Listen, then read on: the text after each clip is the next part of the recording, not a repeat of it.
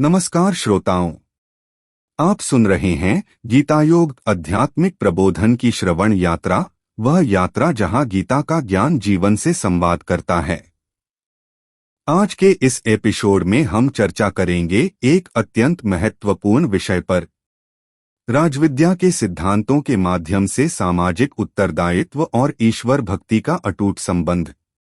अक्सर हम भक्ति को केवल पूजा पाठ, मंत्र या एकांत साधना तक सीमित मान लेते हैं, लेकिन भगवान श्री कृष्ण गीता में बताते हैं कि सच्ची भक्ति वह है जो समाज के प्रति हमारे कर्मों में प्रकट होती है। क्या निर्धनों की सहायता, ईमानदारी से किया गया व्यवसाय या निस्वार्थ सेवा भी ईश्वर आराधना हो सकती है? और क्या लोक कल्याण वास्तव में मोक्ष का मार्ग बन सकता है? आज के इस प्रसंग में हम जानेंगे कि कैसे निष्काम कर्म, समाज सेवा और ईश्वर भक्ति एक ही सत्य के तीन रूप हैं। तो आइए इस श्रवण यात्रा में आगे बढ़ते हैं और समझते हैं राजविद्या का सामाजिक और आध्यात्मिक संदेश।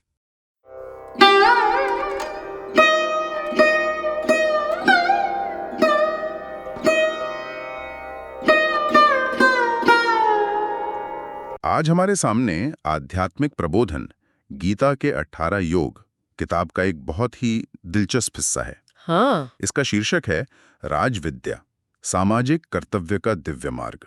और ये शीर्षक ही मतलब एक बड़ा सवाल खड़ा करता है। हाँ, राजविद्या यानी शाही ज्ञान या जिसे हम रॉयल नॉलेज कह सकते हैं।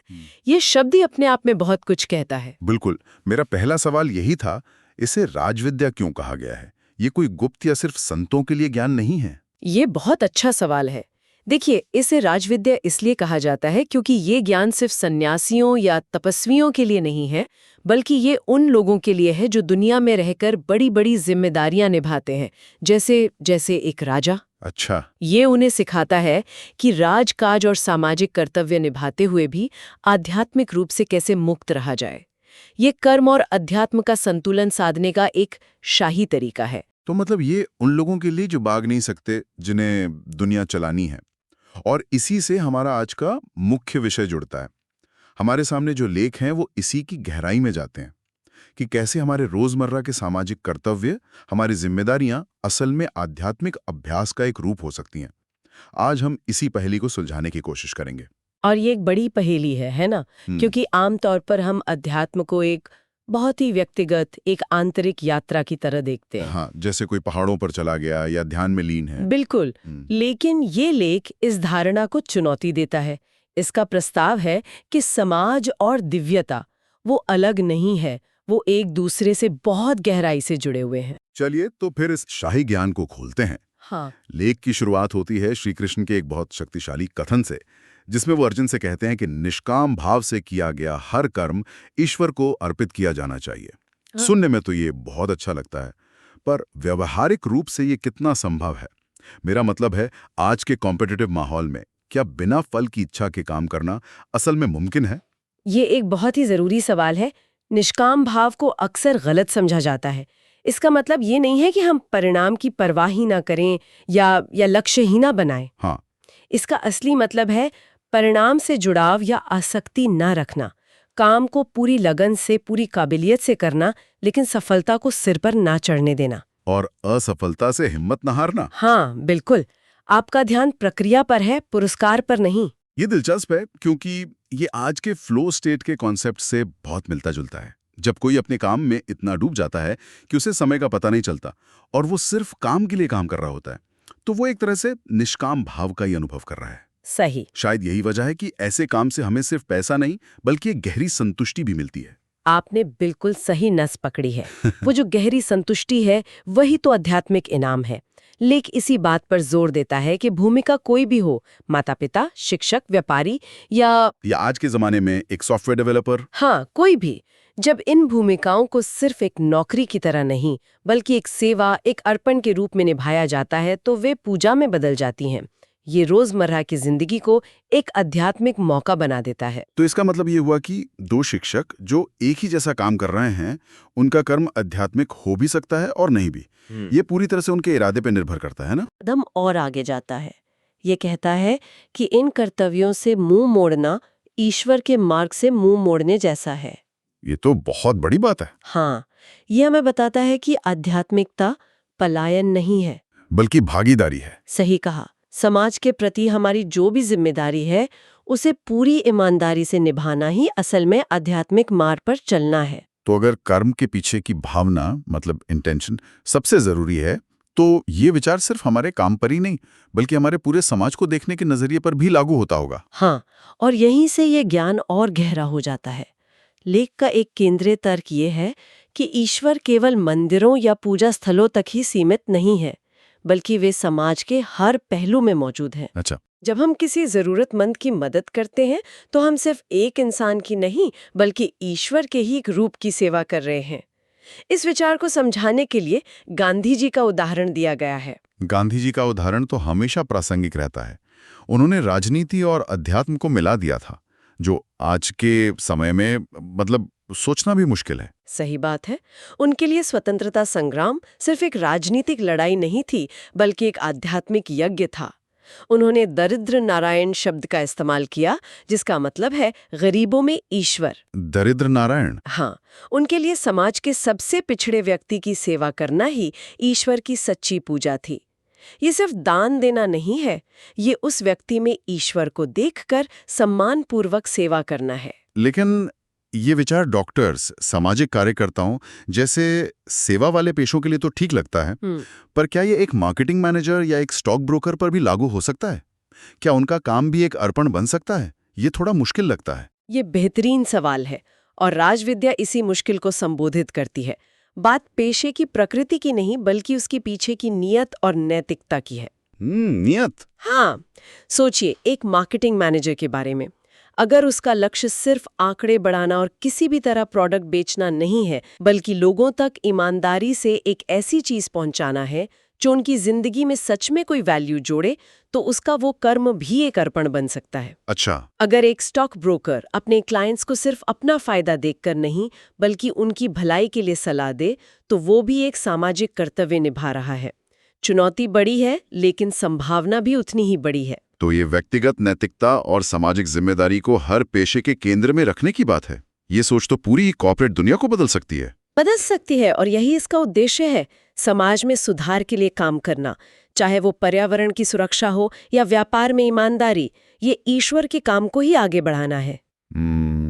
हम उस दिव्य व्यवस्था को और सुंदर बनाने में अपना योगदान दे रहे हैं। इस विचार को और मजबूत करने के लिए लेख में सामाजिक सेवा और भक्ति के अटूट संबंध पर जोर दिया गया है। इसमें श्री कृष्ण का एक और कथन है, जो मेरे लिए कार्य करता है, मेरी शरण में रहता है, वो सच्चा भक्त है। ये भक्ति को सिर्फ पूजा पाठ से निकालकर कर्म के मैदान में ले आता है। और इस बात को समझाने के लिए समर्पित सेवक का मार्ग नाम की एक लघु कथा भी दी गई है। हाँ, ये कथा इस पूरे विचार के सार को बहुत खूबसूरती से सामने रखती है। कथा में एक अमीर और प्रभावशाली व्यक्ति है जो अपने राजा के राज्य की बहुत सेवा करता है। वो अपनी सारी संपत्ति समाज के कामों में लगा देता है, स्कूल बनवाता है, तालाब खुदवाता है। अच्छा। लोग उसे देख के हैरान होते हैं। वे उसे पूछते हैं कि तुम तो अमीर हो, तुम्हें सब करने की क्या जरूरत है, तुम कोई साधु संत भी नहीं हो, फिर इतनी सेवा क्यों? और उसका जवाब ही इस पूरे अध्याय का निचोड़ है। वो कहता है, मेरे लिए राजा की सेवा ही ईश्वर की भक्ति है। राजा की सेवा ही भक्ति है। हाँ, मैं जो भी करता हूँ उसे अपने राजा, अपने ईश्वर के चरणों में एक फूल की तरह चढ़ा देता हूँ। इस कहानी में उस व्यक्ति के लिए राजा और उसका राज्य ही ईश्वर का प्रतीक है। वह समाज की सेवा करके अपनी भक्ति प्रकट कर रहा है। उसके लिए सेवा का फल महत्वपूर्ण नहीं है, बल्कि सेवा का भाव, जो कि समर्पण है, वो महत्वपूर्ण है। ये एक शक्तिशाली रूपक है। ये कहानी हमें पूछने पर मजबूर करती है कि हमारे जीवन में वो राजा कौन या क्या है। बिल्कुल, वो राजा कोई व्यक्ति होना जरूरी नहीं है। वो हमारा समुदाय हो सकता है, हमारा देश हो सकता है, या फिर पूरी मानवता हो सकती है। या हमारा अपना विवेक। हाँ, हमारा अपना विवेक, या कोई महान सिद्धांत भी हो सकता है। जब हम किसी बड़े उद्देश्य के प्रति खुद को समर्पित कर देते हैं तो हमारे छोटे से छोटे काम भी महान बन जाते हैं। ये समर्पण ही है जो सेवा को भक्ति में बदल देता है। लेकिन इसमें एक मुश्किल भी है। क्या होगा अगर किसी का सामाजिक कर्तव्य उसके व्यक्तिगत विवेक या धर्म के खिलाफ हो? जैसे उस कहानी में अगर राजा कोई क्रूर और अनैतिक आदेश देता, या आज के संदर्भ में एक सैनिक को किसी ऐसे युद्ध में लड़ने का आदेश मिले जो उसे अन्यायपूर्ण लगता हो। राजविद्या इस तरह की नैतिक दुविधाओं के बारे में क्या कहती है? यह एक असाधारण रूप से महत्वपूर्ण सवाल है और राजविद्या आंख बंद करके आज्ञा का पालन करना नहीं सिखाती। ये विवेक यानी सही और गलत के बीच अंतर करने की क्षमता पर बहुत जोर देती है। अच्छा। भगवद गीता खुद एक ऐसी ही नैतिक दुविधा के बीच शुरू होती है, जहां अर्जुन अपने कर्तव्य और अपने प्रियजनों के प्रति प्रेम के बीच फंस जाते हैं। सही बात है। श्री कृष्ण उन्हें आंख बंद करके लड़ने को नहीं कहते, बल्कि उन्हें ज्ञान देते हैं ताकि वे स्वधर्म मतलब अपना सच्चा कर्तव्य उसे समझकर खुद निर्णय ले सकें। तो अगर राजा का आदेश धर्म के विरुद्ध है तो उसका विरोध करना ही असली कर्तव्य बन जाता है। कर्तव्य का मतलब गुलामी नहीं बल्कि विवेकपूर्ण जिम्मेदारी है। तो इस पूरी चर्चा को अगर हम समेटें तो राजविद्या पर इस लेख का मूल संदेश बहुत शक्तिशाली है। ये हमारे आध्यात्मिक और सामाजिक जीवन को अलग अलग खानों में नहीं देखता। ऐसा नहीं है कि हम ऑफिस में एक अलग इंसान है और मंदिर में एक अलग, बल्कि वे एक ही सिक्के के दो पहलू हैं। ईमानदारी से और विवेक के साथ अपने कर्तव्यों को पूरा करना और निस्वार्थ भाव से समुदाय की सेवा करना, यही आध्यात्मिक विकास का सीधा और शाही मार्ग है। आपको मोक्ष के लिए दुनिया छोड़कर जाने की जरूरत नहीं है। आप दुनिया में रहकर अपनी जिम्मेदारियां निभाते हुए भी उसे पा सकते हैं। इसका सार सामूहिकता में दिव्यता को देखना और अपने कर्मों को पूजा का एक रूप बनाना है। ये अध्यात्म का एक बहुत ही व्यावहारिक और समावेशी मार्ग लगता है और ये हर किसी के लिए उपलब्ध है, चाहे वो किसी भी पेशे या स्थिति में हो। इसके लिए दुनिया का त्याग करने की आवश्यकता नहीं है, बल्कि दुनिया में सही तरीके से जीने की कला सीखने की जरूरत है। यह पलायन का नहीं बल्कि सार्थक भागीदारी का मार्ग है। यह हमें सोचने के लिए एक अंतिम विचार देता है। लेख अपने कर्मों को एक उच्च शक्ति, एक राजा को समर्पित करने का सुझाव देता है। अगर हम आज अपनी आधुनिक नौकरियों और जटिल सामाजिक संरचनाओं में इस सिद्धांत को लागू करें तो हमें सबसे पहले ये पहचानना होगा कि हमारा राजा कौन है। क्या वो हमारा परिवार है, हमारी कंपनी का मिशन है, समाज की कोई जरूरत है या मानवता का कोई बड़ा लक्ष्य?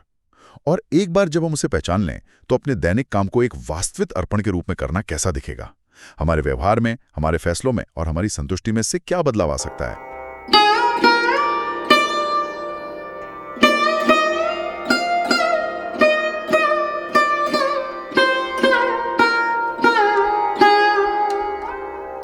आज की चर्चा से हमें यह स्पष्ट बोध मिलता है कि ईश्वर भक्ति केवल मंदिरों तक सीमित नहीं है, बल्कि वह हर उस कर्म में प्रकट होती है जो निस्वार्थ भाव से समाज के हित में किया जाता है।